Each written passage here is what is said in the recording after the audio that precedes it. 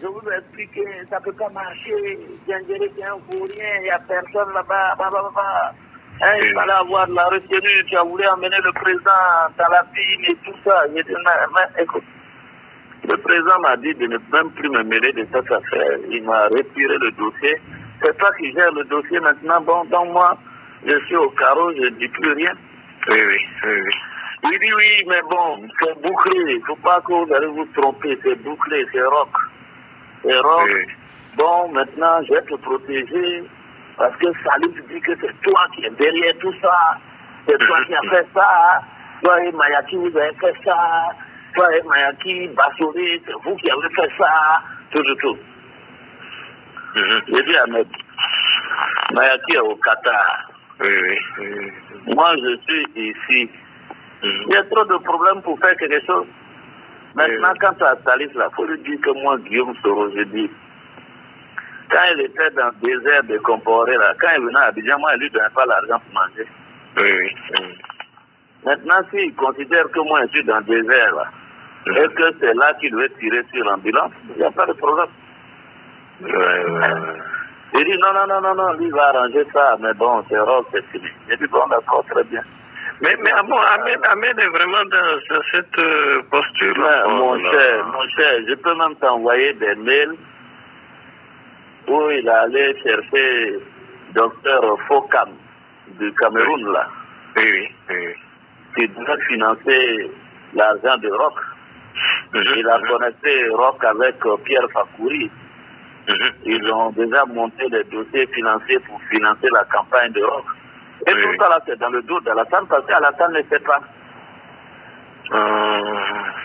C'est moi qui sais. Donc, je n'ai pas voulu dire aussi à Alassane parce qu'il va croire que peut-être je m'acharne. Oui. Mais j'ai dit à Ibrahim quand même pour les autres là, Ibrahim c'est mais le président lui il ne sait pas. Parce qu'Ahmed a mis la pression sur le président pour recevoir les rocs que le président a refusé. Ouais, et lui, pour la solidarité fraternelle, mon vieux, c'est pas un exemple reluisant, hein.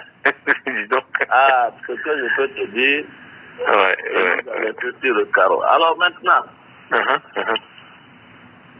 moi, j'ai laissé respirer Djangéré, je suis rentré dans la base. Oui. Tu sais que quand j'étais là-bas, tous les soldats là venaient, c'était de ma sécurité, ils se relayaient. Oui. Donc je les ai pris à la base par groupe de 10, 20, pour leur parler et leur donner un peu d'argent. Ah, tu as bien fait. Donc là, je vais continuer encore. Là, j'ai appelé certains de nos chefs là. Je leur ai dit de travailler sur leur salaire. Ils n'ont qu'à me donner le montant de leur salaire. Je vais mettre un bonus de 15 ou 20 000 sur leur salaire. Et je vais voir certains chefs là, on va cotiser. On va assurer ça.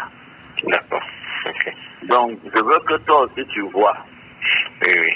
Parce qu'il faut qu'on rentre dans la base. Parce que quand on donne au grand chef là, ça ne descend pas forcément. Ça ne descend pas, oui. Donc, moi, ce que je te propose, c'est qu'on regarde. Moi, d'ici 48 heures, là, j'aurai des fonds. Je peux t'envoyer quelque chose. D'accord. Pour que toi aussi, tu rentres dans la base. Oui. Même si c'est 5, 10, 5, même 3 qui te connaissent et tout ça, c'est bon. Oui, tout à fait. Maintenant, on travaille comme ça. D'abord, ça va remonter le moral du général s'il voit que ses enfants sont choses. Oui, tout à fait. Deuxièmement, les enfants refusent de désarmer catégoriquement. Et puis, bien au contraire, si on voit qu'il y a une opportunité, vraiment, on frappe. Oui, tout à fait. Mais pour frapper cette fois-là, il ne faut pas qu'on frappe de façon isolée. Il faut qu'on ait 3 fronts. Voilà, et puis surtout, il faut pas frapper, il faut frapper de manière à ce que même si on recule, les dégâts qu'on a causés là font que les choses ne peuvent plus revenir à la situation antérieure. Voilà. C'est que cette transition-là est obligée de s'en aller. Ouais. Voilà, de s'adapter. Moi, ce que je vois, comme je ne connais pas bien le rapport de force, et moi, je veux que toi, tu regardes le rapport de force, parce que bon, on me fait des rapports, mais toi, tu es sur le terrain, tu connais mieux le terrain que moi. Moi, voilà ce que je voulais te proposer. On frappe dans une ville en haut, quelque part là-bas, on récupère un commissariat, une gendarmerie, eux, ils vont fuir, ils ne peuvent pas résister. Et comme on me dit que l'armée est autour de Ouagadougou, si on frappe à un bout là-bas, l'armée va vouloir se réorganiser pour aller vers là-bas. Parce que si un centimètre carré est pris là-bas, ils sont obligés d'aller se battre. Au moment où ils décollent là, on refrappe dans un autre coin. Ça va les paniquer. Et le RSP, lui, il sort. En 2 temps. C'est-à-dire ceux de Pau avancent sur 50 km. Ceux de Ouaga sortent et ils frappent des cibles fortes. Surtout le PM. Voilà. C'est-à-dire ils frappent des cibles fortes pour pas se disperser. C'est-à-dire que ce qu'on va faire sur le bout là-bas, là, c'est pour désorganiser, c'est pour les paniquer, c'est pour les mélanger. C'est pas pour, tu vois, c'est juste pour les mélanger. Parce qu'ils sont obligés de vouloir se réorganiser. Oui, tout à fait. Bon. Donc, c'est pas les policiers et les gendarmes qui vont résister même à un commando de combien de... Tu vois ce que je dis. Bon, donc, et puis bon, la communication a commencé à dire, bon, le Burkina est en train, la situation se dégrade, au nord du pays, il y a papa, au sud du pays, il y a papa, et que le RSP de Pau même vient de décoller 50 km. Kapandou va fuir. Oui, bien sûr. Et maintenant, ceux qui sont dans la ville là, eux, ils sortent, ils frappent. C'est-à-dire qu'on a l'information, on sait que X, Y est là. Hein? On va là-bas, on frappe. C'est-à-dire ça brutalement. Une fois que ça c'est fait, on prend le truc, on s'installe, et puis bon, on est obligé de venir, on va nous menacer qu'on va venir nous tirer dessus, tout ça là, mais on est déjà assis, bon. On va faire quoi? On est obligé de discuter, nous. On va nous suspendre 6 mois et puis après on est obligé. Oui, ils sont obligés de faire avec. Oui. D'accord. Donc est-ce que tu as quelqu'un à qui je peux faire passer les moyens pour que toi tu... Absolument. Absolument. Je vais t'envoyer par SMS 2 contacts téléphoniques. D'accord. L'un et l'autre sont des gens absolument sûrs. Il suffit de leur indiquer comment ça se fait. Même s'il faut qu'ils se déplacent, ils le feront. D'accord, très bien. Non, ça marche pour moi. D'accord. Ok. Ah ben, je suis plutôt assuré. On va y arriver. C'est dur, mais on va y arriver. On va y arriver. Moi, j'ai bien travaillé avec l'équipe rapprochée ce matin. Bon, ils ont même demandé quelques pécules pour la base, justement.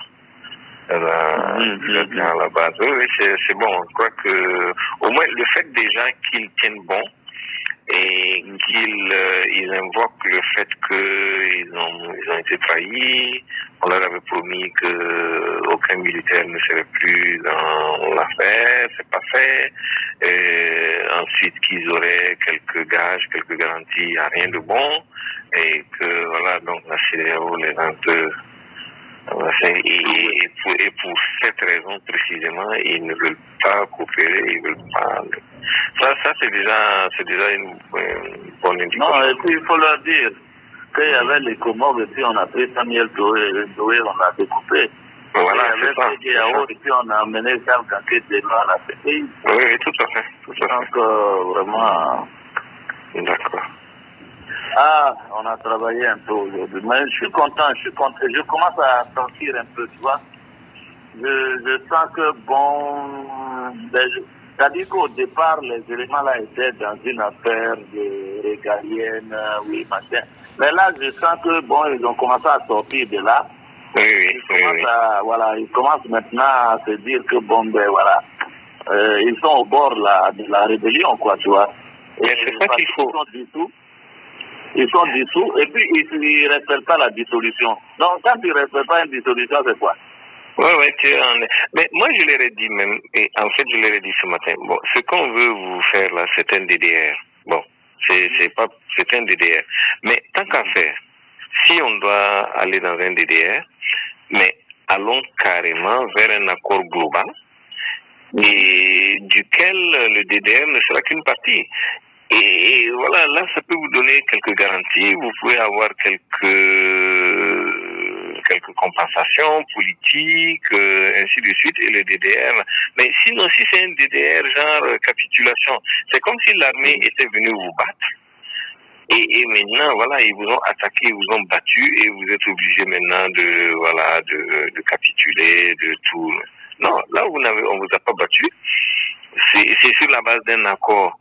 Et là, on fait comme si, voilà, vous devez tout remettre immédiatement, vous êtes dissous, vous devez remettre les flingues. Mais ça, personne n'a jamais vu ça. Non. Mais il y a quelqu'un là-bas chez vous, là, que moi, je ne l'ai jamais. Il y a 2 personnes, là. En tout cas, quand on va finir tout ça, là, il y a 2 personnes, là, que tu dois accepter au moins des règles. Il y a Salif Diallo et puis ici, quoi là, il y a un si là. Chérif. Ah non, ça je n'ai pas laissé, hein. Non, Basolé, non, quand même. Ces gens-là ne peuvent pas vivre et puis vous allez être tranquille. Non, c'est vrai. Moi, je te dis, ça dit que, quel que soit, Basolé, ta bonne volonté, tout ça là, ceux-là que j'ai cités là, on va être vivant et puis le Burkina va être tranquille. Ça, c'est vrai. C'est comme si, est-ce que toi tu imagines que nous on aurait pu faire ce qu'on est en train de faire si Tagro et puis IB fait du vivant? Oui, c'est ça. Ça dit que tous les jours IB allait chercher à faire un coup d'État. Tous les jours il allait chercher. Ça dit que et vous avez cette situation-là, Basolé. C'est vrai. Bon. Ok, non, il n'y a pas de problème. On va travailler là-dessus. Donc, tu m'envoies les messages à partir de. Nous sommes dimanche aujourd'hui, au plus tard mardi, tu as un certain nombre de fonds pour faire ce qu'il faut. Ok, d'accord, c'est parfait. Je t'envoie ça. Et on continue de travailler. On reste en contact. Merci beaucoup. Et merci vraiment pour la précision sur le rôle du grand maître. Je suis bien situé maintenant. Vraiment. Bon, je savais ça. On m'avait dit qu'il avait son penchant, mais bon, je savais pas que c'était aussi. Moi je te dis, est-ce que c'est un mail sécurisé?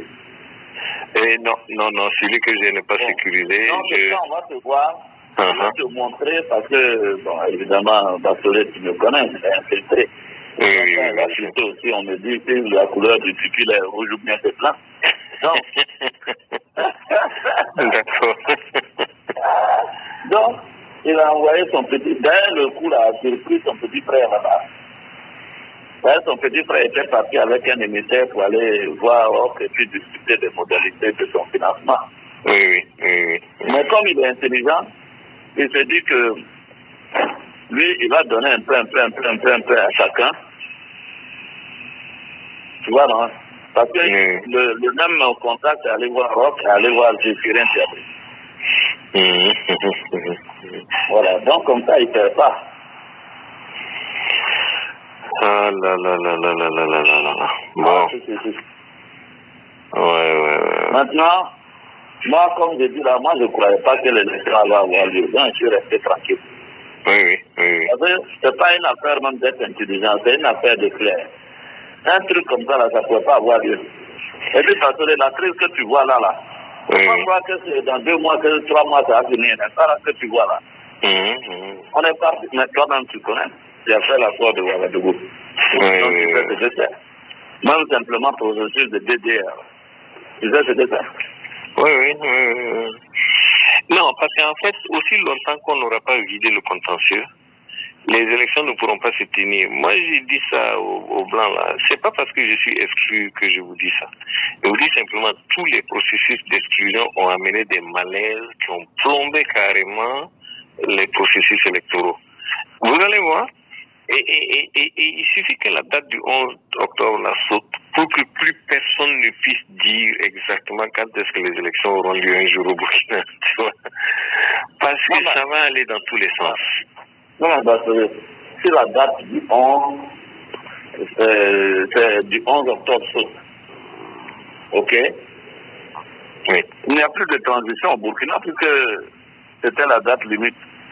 Voilà.